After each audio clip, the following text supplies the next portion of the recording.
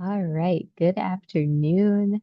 I see a lot of folks are joining us, so I'll give everyone a moment to hop on.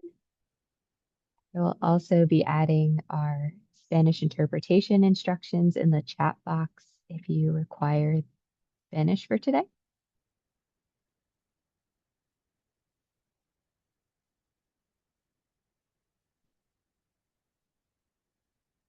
All right, I know we have a lot to cover today, so I will get us started with our intro as folks are joining us. But welcome to our Include NYC live session about what you need to know about special needs financial and legal planning.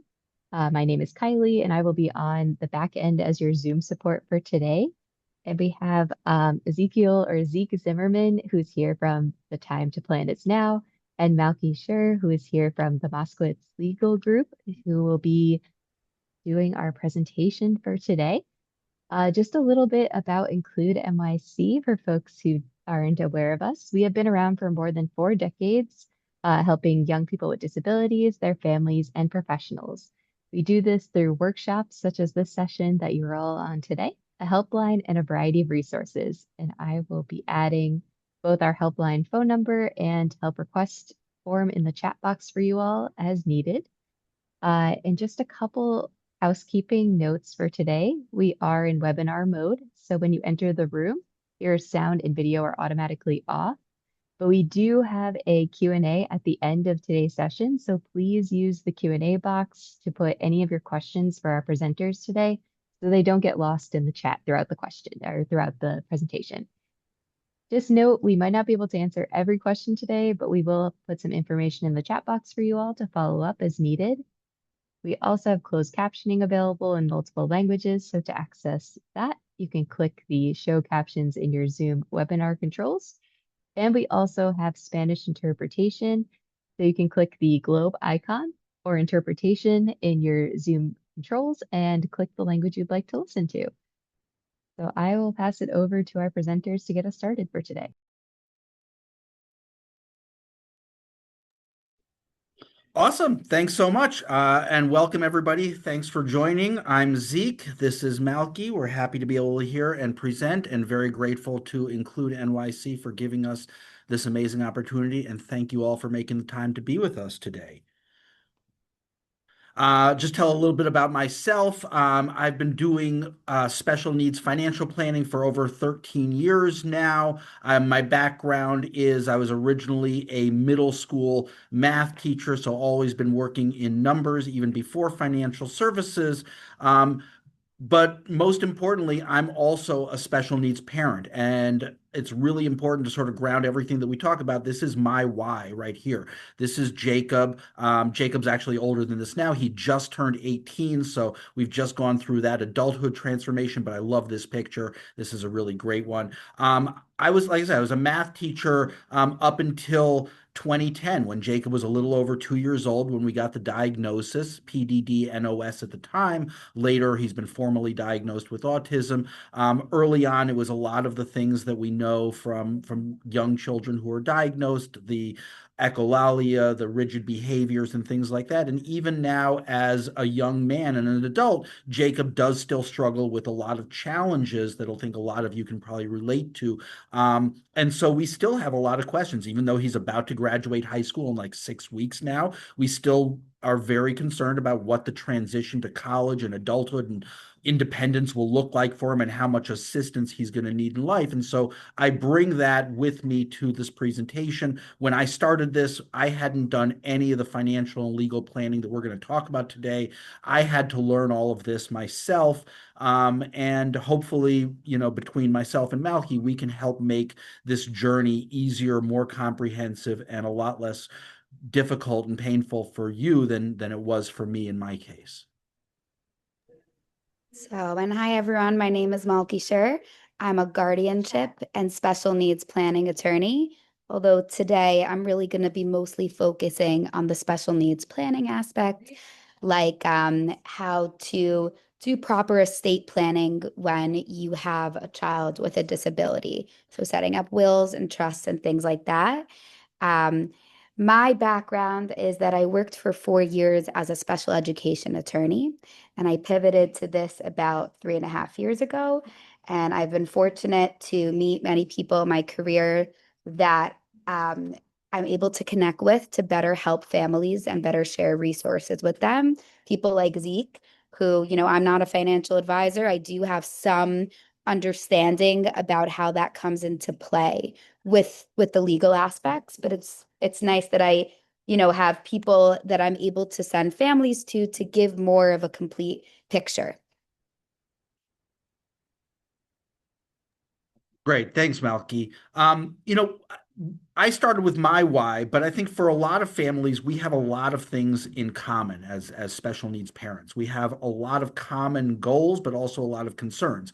All families, regardless of whether or not your child has a disability or not, we all have some of the same concerns and goals for our children. We want them to be happy, we want them to be well adjusted, we want them to be healthy, all of those things. When you have a child who has a disability, some of those concerns come even more to the forefront. And one of those major concerns, a concern that a lot of families come to myself and to Malky about, is concerns about the future for our children. And it's especially challenging because often that future is unclear or unknowable. We're worried about what that means. Just like I said with Jacob, it's concerns about independence, transitions, all that thing. And the number one concern that families often come to me and say is they're worried about what would happen to their child, who would care for them if anything were to happen to them. And that's something that families express to me a lot. The good news is that we really can do a lot in terms of planning for that. And that's really the goal of what Malky and I will share with you. When we talk about special needs planning, financial planning and legal planning, it's really important to understand that one of the main goals in this planning isn't just to know what's going to happen in this unforeseeable future and when we're not here. It's also thinking about adulthood, especially for our children, and making sure that nothing ever happens that's going to get in the way of their being able to be eligible for really important government benefits. And so if you're familiar with the good work that Include NYC does, you're probably also familiar with OPWDD, and some of you may already have your OPWDD eligibility. You may already, be enrolled in self-direction and have self-directed services and budgets and all of that. So those of you who are already there, some of the value of these programs. And we'll talk about that. We'll talk about SSI, Medicaid.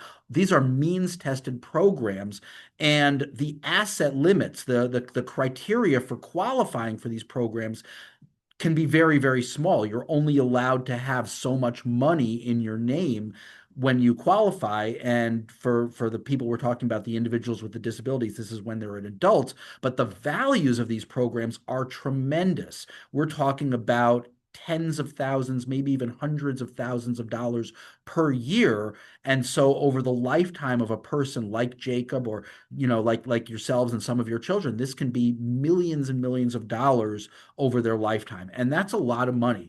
It's important that we think about that, because every dollar that we can get that a program like SSI or Medicaid or housing supports is helping to pay for is one less dollar that we have to pay out of our own pocket, which lets us use that dollar to something else. We can use that for college planning for maybe our typically developing children. We can use that for planning for our own retirements, for our own savings, all of those things. So we want to stretch those budgets as far as we can. We want to do as much as we can with that. And that means understanding these government programs and maximizing them to our fullest, and making sure that nothing ever comes in the way of our children's eligibility for that, simply because maybe we didn't do some of the right planning now when we had the chance to.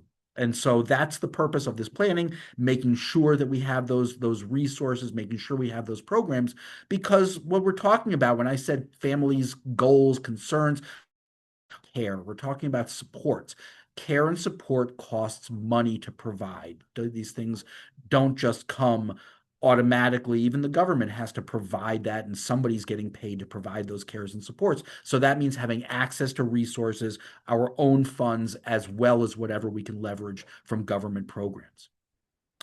And what happens if we don't have a plan? What if we don't do this? Well, doing nothing and hoping for the best is not a plan. There really are some serious and immediate consequences. Malkie will talk about this as well, but one of the major consequences is, especially when your loved one is over the age of 18, if they have money in their own name above those resource limits in the wrong places, they can lose their eligibility for those programs. And that loss can happen very, very quickly. They can lose their housing supports, they can lose their OPWDD eligibility, their transportation, their day programs, whatever other support services, ComHab workers, all of these things. It can happen very quickly, and then it can be very difficult to get reestablished in there. And especially if we're talking about something that might happen when we, the parents, are no longer there, if we haven't done the right things, setting up the right guardians and people to make legal and financial and medical decision making for us, it can be very, very complicated to get that back. And so, again, the good news is it's never too late. What Malkie and I are here to talk to you about is how to start planning for your family's future now. What you're seeing on the screen right now is a timeline of typical families, traditional family planning, but also special needs planning. And I like to break this into 4 stages. Most of families tend to come to me in the second stage, what I call the school age stage, but plenty come in the third stage, which is really that adulthood stage too. You'll see that there are certain milestones and markers, like age 18 is delineated here. It's marked up because that's such a special time. That is when the transition to adulthood, we call the age of majority, happens. Doesn't matter if your child has a disability or not. At age 18, they're an adult, and that means certain responsibilities, certain requirements. And if we haven't taken the right steps to plan at that time, age 18 can be a real big transition. But again, we're doing some of this planning later. Eventually, the other transitions are when the parents retire. When we retire as parents, that changes our ability to pay for things out of pocket, maybe. You've heard about people saying we're living on a fixed income. That usually means when families are living on their Social Security, on their pensions, on the money that they're spending down from their retirement accounts. And that might change the availability of money to spend on other things that we might otherwise want to provide for our children, which is what all of us parents want to do. We want to provide as much as possible. And then eventually, we, the parents, are getting old. We need care. We need people looking after us too. And eventually, there's the day when we're just not here anymore, hopefully not for a long time, but that day does come. And if we haven't done the right planning, that's where we need to know that things are in place to provide resources, care, and support for our children, again, even when we're not here. These are all of the things that I've been able to think about when it comes to what a complete plan, a complete legal and financial plan looks like for an individual who has a disability. And it's the Medicaid planning, it's healthcare, it's housing, it's the legal planning that Malkie's going to talk about. It's, some of this is things that every family needs, regardless of whether or not your child has a disability. If you are a parent and you have a child, every family needs to have life insurance. Every family who has a child needs and should have a will and some other legal documents. But there's certain tweaks, there's certain considerations, there's certain other things that we want to make sure that we're including when we are thinking about planning for what could be years and years of care for an individual with a disability. And how do we make sure that we're not leaving anything unanswered, that there's, as we say, there can be no obstacles, there can't be any roadblocks. So this is all the elements of the complete plan. But it's really important to remember, and I'll say this again and again, of all of these elements, the most important thing, because it provides so much money potentially that is not coming out of our pockets, the most important thing is the Medicaid eligibility. All right. So let's talk a little bit about some of these government programs and what they do. SSI, Supplemental Security Income. SSI provides a cash benefit. Of all of these programs, it's the only one really for a person with a disability that provides cash benefits. Sometimes people are confused between SSI and SSDI, Social Security Disability Income, that people get confused about.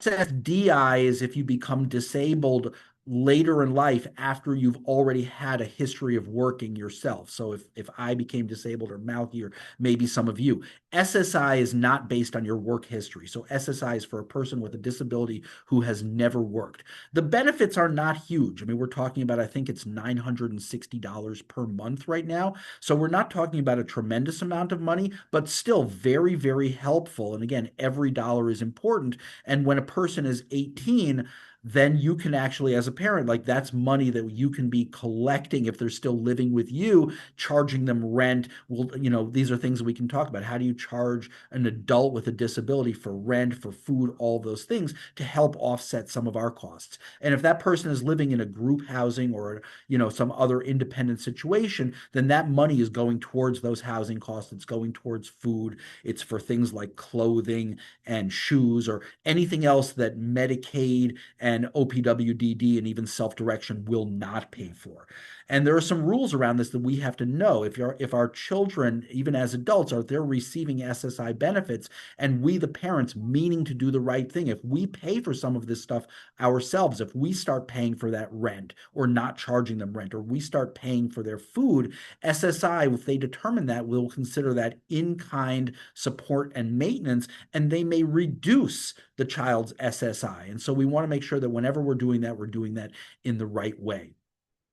Medicaid, I already said, Medicaid is probably the most important program. It's a joint federal and state program. It's funded by the federal government. It's administered by the states. It's to pay for medical expenses of the elderly, of people with low income, and people with disabilities. So the person with a disability doesn't have to be elderly, but it is still for low income when they're adults. If your child is under the age of 18, you may already have OPWDD eligibility, but you're doing that through the Medicaid waiver program. So because the child is a minor, you're able to get access to so many of these programs, get a self-direction budget, all of these things. And nobody's looking at your income, and they're not looking at the child's income. They're getting these programs because they're a minor. The day that your child turns 18, they're going to recertify, but now Medicaid is going to look at their income and their assets. Most of the time, most 18-year-olds don't have a lot of income. They're not working yet, especially if they have a disability, and they often don't have any assets either. But this is where we have to be very careful. Things like unplanned inheritances, or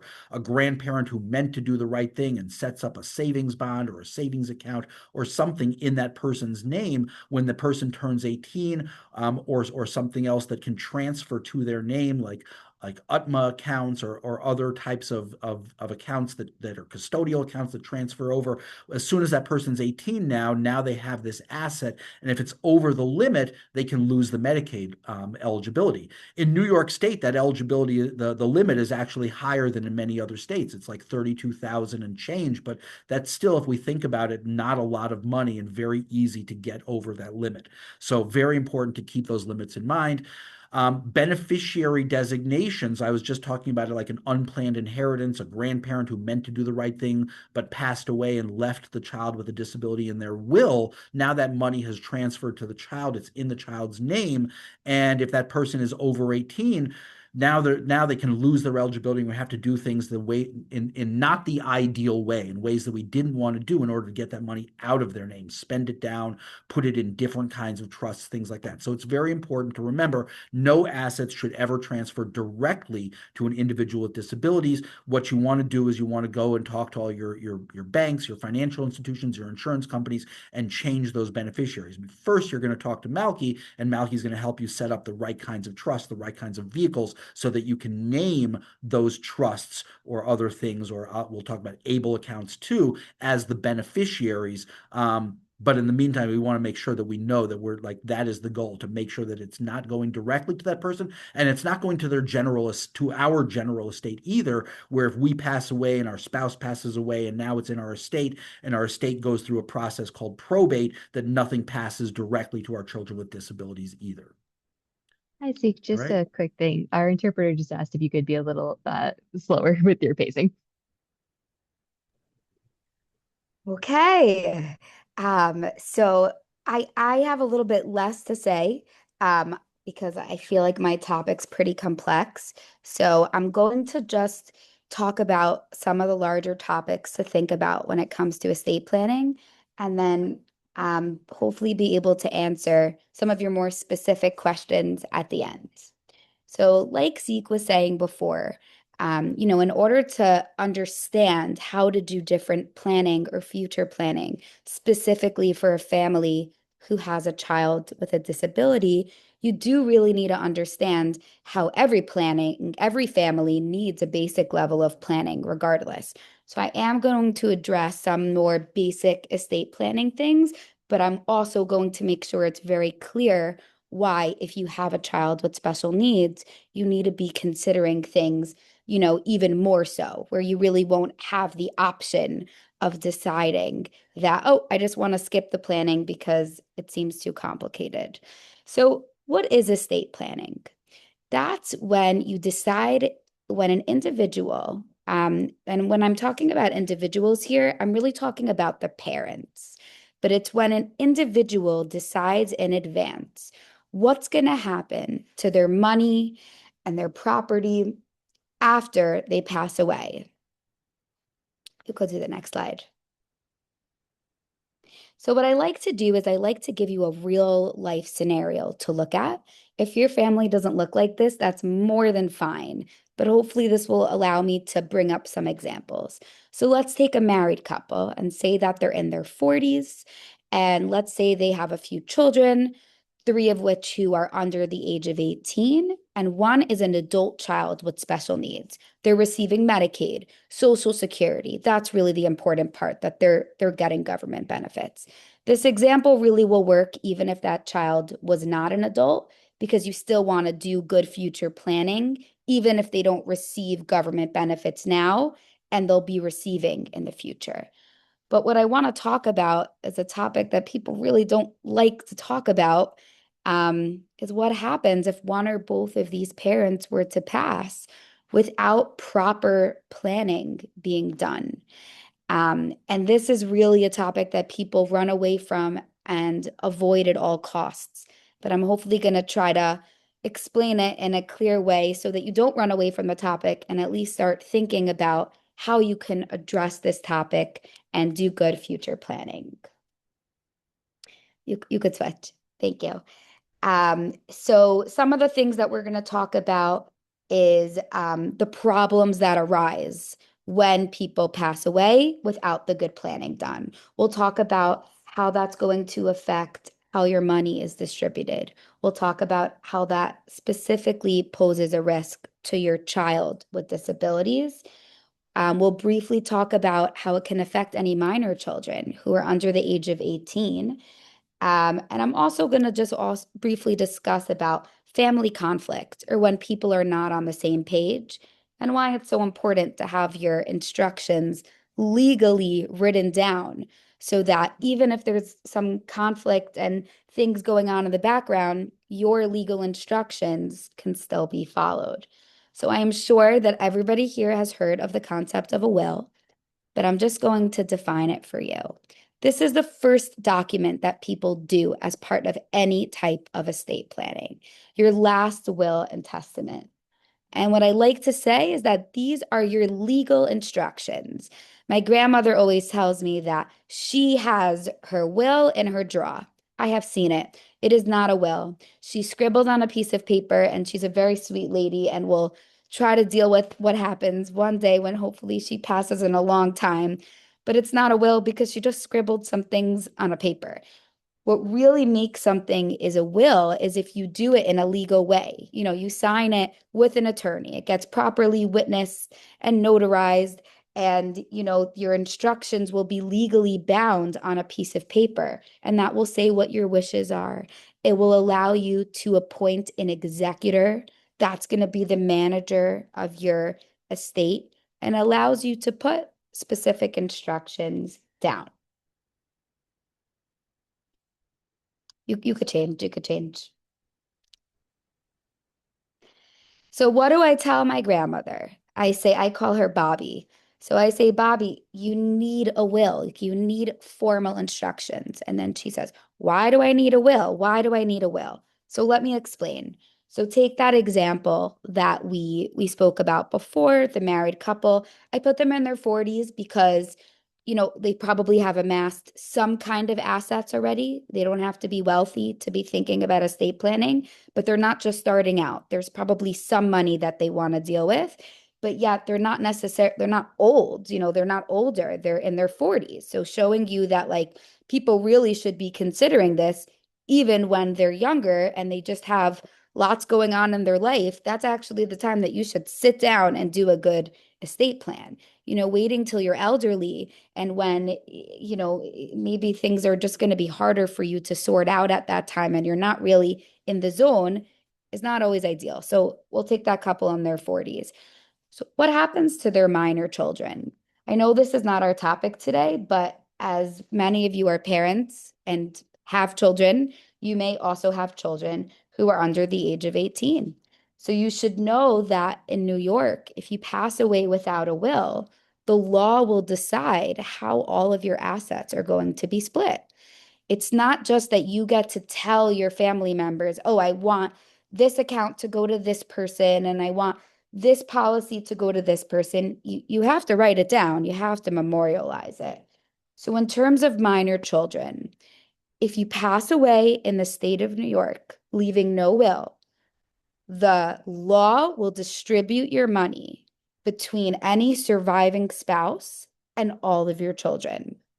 That might sound nice, okay, my money's staying within my family, but really that usually turns out to be a disaster. So, if you're not married, then it would just go to your children. So what happens if you have a minor children? Let's say you have a 10-year-old. That 10-year-old, if you have 3 or 4 kids, that 10-year-old is going to get a portion of your estate. So what you really probably wanted to happen when you passed away is for your family life to stay as normal as possible. So either a surviving spouse or a guardian or someone to be able to have access to the money, to be able to keep paying for your monthly food bills, your monthly life payments, mortgage, rent, whatever it is. If you accidentally don't make a will and then your 10-year-old gets money, that's going to get locked up in a court-controlled guardianship account. It will be very complicated to use the money and it will be very frustrating. All of that can be avoided by just creating a will with some simple instructions that would never leave money to a minor. The next reason you need a will is to actually appoint an executor. So this is your manager. This is who's going to manage your estate. If you don't write it down, there's not going to be a clear person who's going to have the authority to be the manager. Let's say you have a few people in your life who think that, they would be the obvious person to be the manager.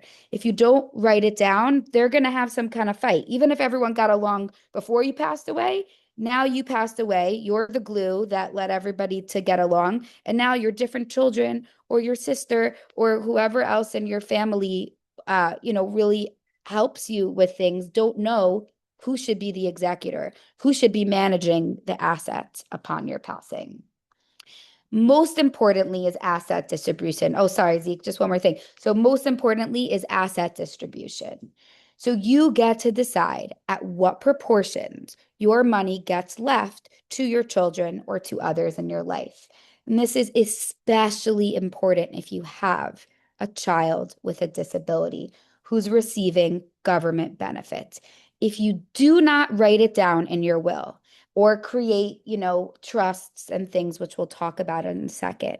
But if you do not write it down somewhere that, let's call your son with disabilities, let's call him John. If you do not write in your will somewhere that you do not want John getting money directly, then he will. He will automatically get money directly. It's what the law says. If John is your son and you have 3 kids, John will get 1/3 of your estate if you don't have a surviving spouse. And the limit for Social Security to get kicked off is like $2,000. So if John accidentally ended up with $2,000 in his name, he's just going to get kicked off of his benefits. And I am sure that many of you have had different interactions with either the Medicaid office or Social Security, and it is not fun to try to get back on those benefits. They kick you off first and they ask questions later. So really that can be fixed pretty simply with making a properly structured will. And I think that a lot of parents are careful about this during their lifetime, where they make sure, like, okay, I will always make sure John doesn't have too much money in his name. And you carefully craft your money while you're alive to make sure that's so. But don't skip the step of what happens after you pass away because you love John and you want to make sure that he could keep his government benefits. So you need to write correct instructions. Okay, now the next slide.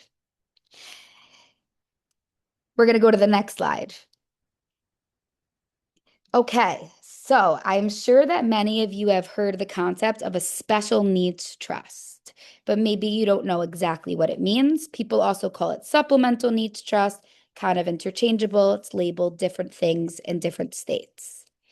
So in New York, we have various different types of trusts, but I'm just going to speak about a special needs trust. So what is a trust? It's a legal entity where it's created that one person is managing money for another person. So let's say John is going to be what's called the beneficiary. And let's say John's mom created the trust. Okay. Sally created the trust. Sally's daughter, Ashley, is going to be the trustee, and John will be the beneficiary. So after Sally creates it, fine. It's all created. Her job is done. So now the trustee, Ashley, is going to be the manager, and John is going to be who the money is being used on. What's lovely about trusts is that John can have all the money he wants living inside of that trust, and it won't be considered John's. It will have to be spent for him. There's different rules of how to use the money in the trust, which we could talk about for hours. But the most important part to understand is this is a legal loophole where basically this mom or this dad or this family or this whoever gets to leave money for John. And they say, hey, that's not fair. We don't want to cut him out of our will. We don't want to say that we're not leaving John with any of our assets. We want to leave some money for John. And you can, but just make sure in your will that it's crafted in a way that says, okay, John's portion will go into a special needs trust. So that's really what I help people with at my firm, where we create the will and we create the special needs trust and we explain to families how these interact and how these tools get used together. Okay, next slide. So this is something, the special needs trust is often set up the same time as your will. And it's really a legal loophole that lets the individual be able to keep their government benefits. Okay, next slide. Okay, so when I say advanced directives, I'm still talking about you as the parent. Well, I don't know if everyone on here is a parent, but pretending that you are, I'm talking to you as the parents. Set up a healthcare proxy for yourself. Set up a power of attorney for yourself. When you're sitting down and you're thinking of a future plan and you're thinking about your child who has special needs and you're thinking about your other children and you're thinking about your future and there's so many things and they're overwhelming. When you're sitting down to do all of that and making sure that you have everything covered, make sure to remember yourself because it's the biggest gift that you could give to your children. If you set up these two documents, a healthcare proxy and a power of attorney for yourself, you're saying that when you get older one day, and if you were to develop dementia, or you were to be in some kind of state where you can't make your own medical or financial decisions, as long as you created these two documents when you were younger and had all your marbles and you were in the right frame of mind, your family members will be able to easily be able to make all healthcare decisions and all financial decisions on your behalf. If you don't create these two documents, you are leaving a big headache for your family afterwards. And while I do special needs planning, my firm at large does a lot of elder law. We also deal with what happens after people pass away and when they get older and kind of like that whole life stage. And we see what happens when families or parents did not create these documents for themselves and the kind of battles that their kids have to go through. Next slide. Okay, I'm going to skip this part. The reason I'm going to skip it is because Zeke is going to cover it. But the only thing that I would say is an ABLE account is also a legal loophole where if money goes into the ABLE account, it's considered out of your child's name. So there's different ways to use these tools together, and a good financial advisor with consultation with an attorney could help you create that plan. But just because somebody has, they're on government benefits doesn't mean that there can't be money used for them. You just have to make sure they're set up in the right vehicle so that it's not in their name and it fits legal loophole. Zeke, you unmuted. Did you want to talk about it now or you want to talk about it later? Yeah, I'll jump right into Great. it. Thanks so much, Malkie. Y para los que hablan español, lo siento que hablo muy rápido, lo hace muy difícil para la traductora. Yo trataré de hablar más lentamente, pero tenemos mucho que decir y poco tiempo. All right. So Malky just left off talking about ABLE accounts. ABLE accounts, like she said, it's a way of having resources for the benefit of a person with a disability, but it is the one and the only account that they are actually, the person with a disability is the owner of their own ABLE account, but is the one and only account that they can have that is in their name, but is specially set up to not count against their assets for the Medicaid and for the SSI qualifications. Now, there are a couple things that you need to know. ABLE accounts are similar to 529 college savings accounts. And if you're not familiar with those, that's fine. If you are familiar with them, you'll understand a little bit. The money that goes into an ABLE account is after-tax dollars. So it's not pre-tax like a 401k or an IRA. It's after-tax dollars. But then when it's in the ABLE account, the money grows. There's no taxation on the money inside of the account. The money can be invested. Those investments can grow. There's still no taxation on the investment growth. And when you take it out, when you use it for qualified disability expenses, that money comes out tax-free. So very, very powerful tax advantages. And qualified disability expenses will show that can be a big list of things, very, very helpful. ABLE accounts have limits. It's not unlimited. A special needs trust can hold an unlimited amount of money, but an ABLE account depends on the state. In New York State, I think the ABLE account limit right now is around $535,000. That seems like a lot of money, but in the greater scheme of things, we're thinking about how do we plan for a lifetime maybe of care and support, it's really not that much. Now, the other things you need to understand is that no amount of money in the ABLE account will ever affect a child's Medicaid eligibility. It can have the whole $535,000, and Medicaid, meaning OPWDD, self-direction, will not be affected. But if the ABLE account starts to get over $100,000, then it will reduce the SSI benefit dollar for dollar.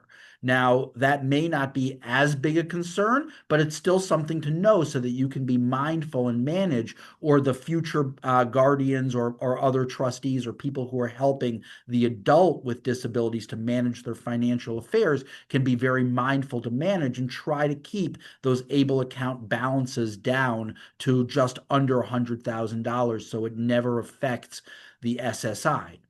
The trust can pay money into an ABLE account, so the trust can fund an ABLE up to, and the ABLE can be funded up to the IRS gift giving limit, which is $20,000 right now in 2026. It usually goes up every year. And the ABLE account can pay for some things that trusts cannot pay for. So the trusts are not supposed to pay for things like food and rent. Some of those laws may be changing, but right now they're not supposed to pay for that because that counts as what we talked about before, the in-kind support and maintenance, which again can reduce the SSI benefits. So you have to know the rules, work with people who know the rules, and try to work around them as much as possible. Another concern that a lot of families have is that if there is money left over in the ABLE account when the ABLE beneficiary passes away, Medicaid may take back or claw back some of that money, meaning reclaiming that money to pay for things that Medicaid has spent money on. That is a concern for a lot. I also say that's not a reason not to have an ABLE. An ABLE is still a very powerful, very important tool, but we have to know how it works and play around the rules so that, again, we're not necessarily keeping the full $500,000 in an ABLE that it can have, but we're using it for daily expenses. Now, here's a list of what some of those possible qualified disability expenses are. And as you can see, this is a very big, extensive list. Education, travel, entertainment, yes, food and housing expenses too. So many things that can be paid, and we're talking about paying for it essentially tax-free. So great way to get certain advantages and benefits without affecting the Medicaid and SSI eligibility if we're doing it the right way. Okay, Malkie, do you want to take this one? Yes, the only thing I was just going to mention about ABLE accounts is that many people have both an ABLE account and special needs trust set up because they serve different purposes and they're both great tools. Okay, if you spaced out during at least my segment of everything, I'm just going to try to sum it up for you kind of quickly here. But simple estate planning can prevent major problems. If I leave you with anything, it's to make sure to create a will, have those instructions written down. Consider a trust, a special needs trust is a great tool. And, combining it with a will could really make sure you have a solid plan. You, as parents, should sign your own advance directives. And I'll briefly discuss guardianship, although it really is pretty separate from this, but it's something that I feel really passionately about and I help people with every day. So taking the financial part of it out of your head for a second, putting it in the back, thinking about your child who's turning 18, you should also be thinking about their medical decisions and their personal decisions. That's like everyday decisions, like at the passport office or navigating different things in life, and definitely medical decisions. At 18 years old, the law will now assume that your child is now an adult and they can make all of their own decisions completely 100%. All of that ability gets moved to them. And for some people, that's perfectly fine, specifically for individuals that are quite high functioning. That maybe that's fine if the decision making gets moved to them and they're in charge of it. But for some, it would be really dangerous if that individual was in charge of all of their own decision making. So I help families also talk about guardianship and deciding whether it's the right move for them, whether they should think about alternatives. But what you should know is that at 18 years old, something is changing. There's going to be a shift where your child is now an adult. But I really like to think about guardianship more with like the medical decision making. It's not really something you want to tangle into financials. Financials really could usually be dealt with estate planning and trusts and other types of tools, not necessarily guardianship. Yeah, not necessarily guardianship. Okay. Awesome. Thanks, Malkie. I'll touch on this very, very quickly. This is a tool called a letter of intent. It kind of supplements some of what we're talking about in terms of advance directives and wills and guardianship and all that. But the difference is it's not a legal document. You don't, unlike all those other things, you don't need an attorney to draw up a letter of intent for you.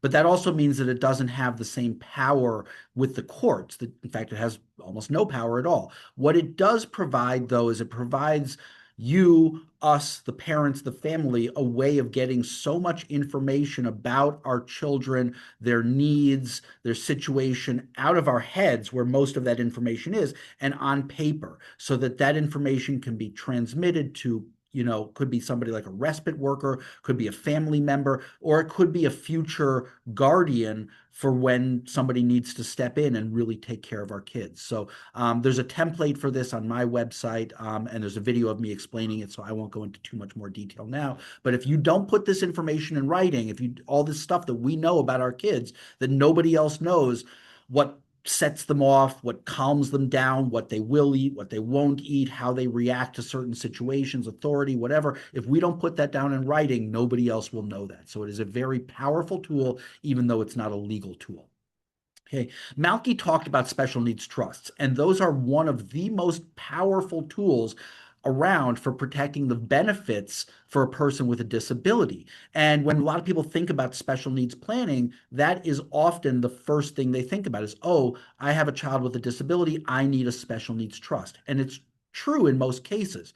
But what a lot of people don't know is that the trust by itself won't necessarily do anything. The trust by itself is a box. We call it a legal vehicle, but it's a box to hold stuff. If you don't put anything in there, it's an empty box. It's a beautiful car with no engine and no gasoline. And so a trust needs to be funded. There's a lot of things. You can see this list, all the different possible ways of things that you can put in a trust.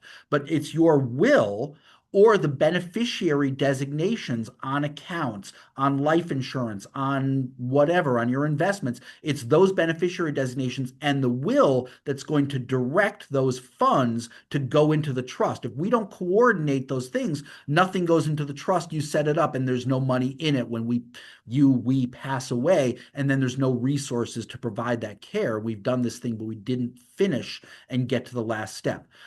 So lots of different ways to do it. Life insurance is the most common and in many ways the most efficient way of funding the trust, especially because it does exactly what we need it to do when we need it to do. It takes a smaller amount of money now and turns that smaller amount of money into a larger amount of money, guaranteed. Don't have to worry about the performance of the stock market or what's happening internationally in the Strait of Hormuz or anything like that. It takes a small amount of money and turns it into a larger amount of money exactly when we need it to be there, which is when we pass away. And the life insurance can be directed with the beneficiary to go right into the trust. So there's no going through probate, there's no waiting or anything like that. If we've set it up the right way, it goes right into the trust right when we need it to be. And that's exactly why most people use that as the most efficient funding mechanism for funding the trust after the trust has been set up. In addition to life insurance, there are other risk management tools that we need to know about. We need to protect ourselves, the caregivers, the guardians, the parents, in case we get injured and sick and we're not earning our living, so we don't have the money to pay for things. There's things we can do for that.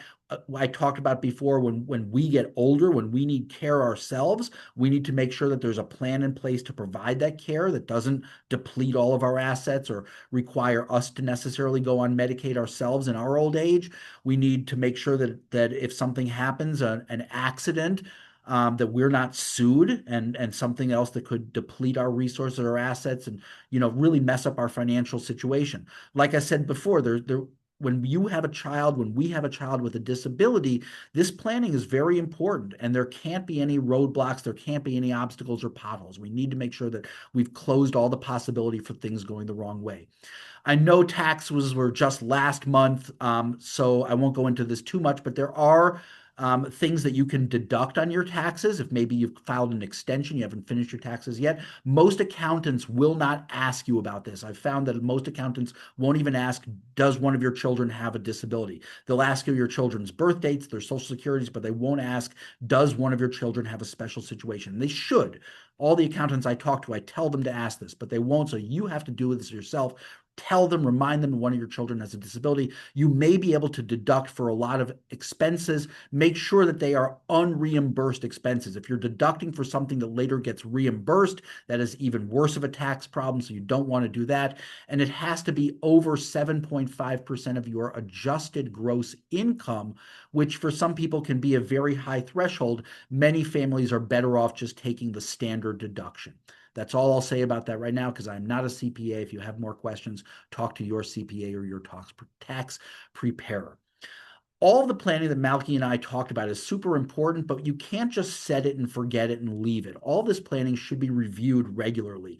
I recommend generally every 1 to 2 years or no more than every 3 years. Make sure your letters of intent are updated. Make sure your legal documents are updated as things change, people's situations are changed. Your insurance, make sure you're checking that to make sure it's still the right plan or that things aren't going to expire before you know they're going to do. Stay on top of your financial assets, your records, all your accounts. Every 1 to 2 years, generally right around New Year's time, I recommend like pull it out, dust it off, from the old files, look at it and just see if is everything still good? Is anything need to be changed? And if so, you reach out to your financial professionals and your legal professionals to update what needs to be updated. In conclusion, Malkie talked about how important it is to do good estate planning. I'm going to say how good it is and important it is to do financial and legal planning. It's never too late. I talk to families whose children are just as old as mine was when Jacob got his diagnosis and we started planning. I'm talking with families where the person with the disability themselves is already in their 50s and 60s. So you can imagine how old, the parents or the guardians. It's never too late, but there are certain things that may change. There are certain options that may not be available anymore. So do it now, but doing the right planning allows you to be the one making the decisions, not having decisions made for you. You get to be in control, place the control in your hands. There's a lot of confidence. It allows what we like to say, we can sleep well at night knowing that we've checked these things off. And I do say the most important step that you can take is always the first one. That first step is the hardest, but it's the most important. Sometimes that first step is just reaching out to people like Malkie or myself. And that's why I say the time to plan is now. And so on behalf of Malkie, on behalf of myself, we really thank you for being part of this, for listening. I know we talk Thank fast. you for listening.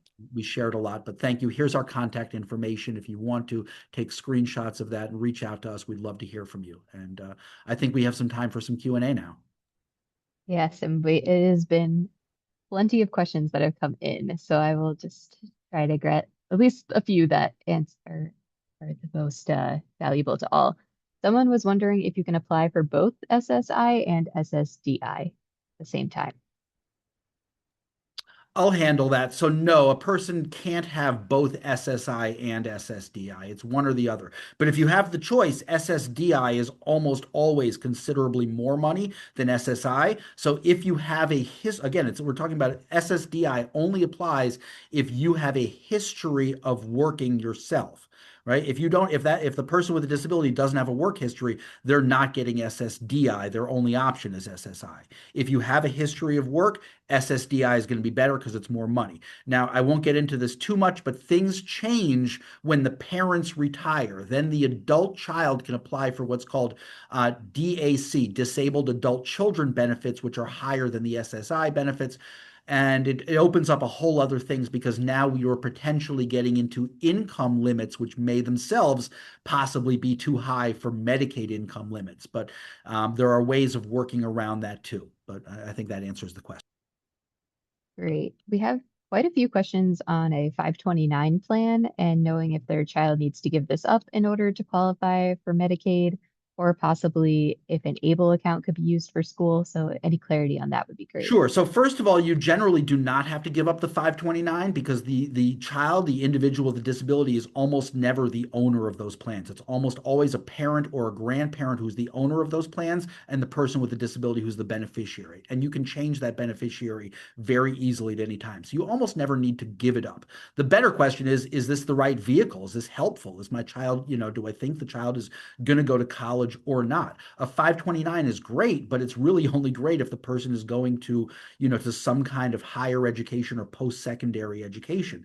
If not, then the ABLE is going to be better because it is so much broader in what it can pay for. And yes, one of those qualified disability expenses for the ABLE account is education. So you can use the ABLE account to pay for all the same education expenses that a 529 would and even more. And you're allowed to, if you have a 529, your child is not going to go to college, you can roll that money from the 529 into the ABLE account, no problems, no tax consequences, but you can only roll it over up to the ABLE contribution limit every year, which currently in 2026 is $20,000. So for example, if you had an ABLE with $70,000 in it, I'm sorry, a 529 with $70,000 in it, it would take you several years of rolling it over a little bit every year before you've moved that 529 completely over to the ABLE. Great. We also have a few questions, I think more for Malky about the special needs trust. People want to know if this is something they should set up while the parents are still alive, or if they have it in their trust, do they have to do anything about it to make sure it's legal and active? So first of all, if there is already a special needs trust set up, you just really have to make sure, Zeke even mentioned this, like you really just have to make sure it's being linked to something, right? Like if you just have a trust and it's just a box and nothing's going into it, you don't have any will giving instructions to it, or you didn't list the trust as a beneficiary anywhere, there's no money that's gonna go into it. In terms of whether the parents are alive or not alive, it it's not really a consideration. Like you should be doing good planning while parents are alive. But just because parents are not alive doesn't mean that you don't still need a trust. So like what happens after a parent passes away? They didn't do good planning, and now John just landed up with $100,000 in his name. You could still set up a special needs trust then. It's going to have a few extra rules. It's not going to be the same kind of flexible special needs trust. It's called a third party trust that you could have set up before the parents passed. But you really could set up a special needs trust at any point. I just really think it's a great idea to do it first when you're sitting down to do your wills and do everything as preemptive planning as opposed to waiting to set up a trust once somebody already has money in their name, because it's going to be a less flexible trust and you got to move really quickly because you might get kicked off, they might get kicked off of their benefits. I hope that answered it. Thank you. We have a few questions about children with disabilities who are either doing like summer youth employment or getting some sort of employment, and they're wondering if the paycheck should go into the ABLE account or a regular account. I'll say, I mean, generally not a regular account, because the concern is that, it takes so little for you to reach that limit where you're over the qualifying amounts, right? I mean, $2,000 for SSI. Like, why would you even want to risk that? It takes just, a little bit of time, you forget about it. Next thing you know, that's, you're right over there, and it's more hassle than it's worth. ABLE accounts are a great place for that. And in fact, if a person is working, there's a provision called Able to Work where they're able to contribute even more money into their ABLE account than the $20,000 annual limit. Which would so you can save even more, and that makes it great. The person has to not be contributing into like an employer provided retirement plan, so they can't also be saving into a 401k. But in general, ABLE accounts are great for that. And ABLE accounts are great for holding SSI money. If you're getting SSI, it's even great for SSD, like all of those places, because it's so flexible. The money can be invested. The money, you can get a debit card, essentially check writing, so that you can use it really for daily buying decisions, depending on the person's ability of, their independence, or what, how the caregivers, the guardians, all the other people, need to spend it. With a trust, it can be complicated. You have to ask the trustee for permission, and their trustee has to approve it and then make a distribution. So it can take time with getting money out of a trust, but it can be very, very quick and almost instantaneous to access the funds and enable. So it's really, really good. It's, again, that's another reason why it's not, do I have an ABLE account or a special needs trust? My recommendation, Malky's recommendation, is almost always the two of them work great together. It's peanut butter and chocolate. Amazing. We have a few people asking about OPWDD and if their child doesn't qualify for OPWDD, how is the best method to plan for their future? I feel like maybe Zeke and I could both answer parts of this. Honestly, in terms of my part, I don't really know, like, you don't have to set up, if they're never going to be on any type of government benefits, then you may never need to set up a special needs trust for them. However, if you do set up a special needs trust for them, and then you know that, let's say, you're designating one of your other children or your family member to be the trustee, they could still manage their money for them. But like, the biggest thing with setting up a special needs trust is preserving government benefits. So if someone is absolutely not going to get government benefits, you may not need a special needs trust. I mean, with Zeke's planning, they still have a whole bunch of things they could still plan for. I mean, specifically if someone has a disability, if they're going to work and get a lot of and make a good salary, then great. But if they still are not able to really make enough money, they probably want to consider, other types of financial planning to do to help them throughout their life. Correct, right? I mean, Medicaid can be for people with low income, right? So a person with a disability who, for whatever reason, didn't qualify for OPWDD may still have limited employment possibilities and never make the kind of living that we would want them to have when they're an adult, and they may need to have Medicaid, in which case, the ability to leave money for their benefit to supplement that is still really, really important. And I tell my families all the time, we just don't know what the future looks like, right? Just because the child's, right now isn't qualifying doesn't mean they won't necessarily qualify later on either. And a lot of it comes down to, and I heard, in one of the questions, it was, we don't have an official diagnosis, right? I mean, again, that can change over time. But also, one of the key criteria is daily functioning, right? Not just, does the person know how to brush their teeth, but can they brush their teeth? Will they brush their teeth independently on their own every day without somebody sitting next to them, telling them and holding their hand? And that's where even what we call, high functioning / low support needs, adults, can have a lot of challenges because that can be really hard. It can be really hard for them to do things independently. Anxiety, depression, all these other things can come in there. So don't write it off yet. It is very challenging. But again, there's a lot of other planning we still want to do, and we still want to make sure that we're doing the right. So I think, the ultimately the advice would be talk to me, talk to Malkie, because your situation may be unique, but we can still give you some very good guidance on that. Thank you so much. And I know we have a bunch of questions, but we are out of time. So their contact information for both Zeke and Malkie are on the slides, and we will be emailing them to everyone as well.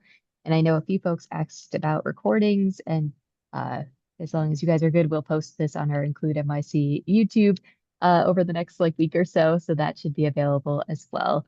But thank you all so much for attending today and for your questions and being so engaged. And we hope to see you again at one of our workshops soon. But thank you so much, Zeke and Malkie, for your presentation today.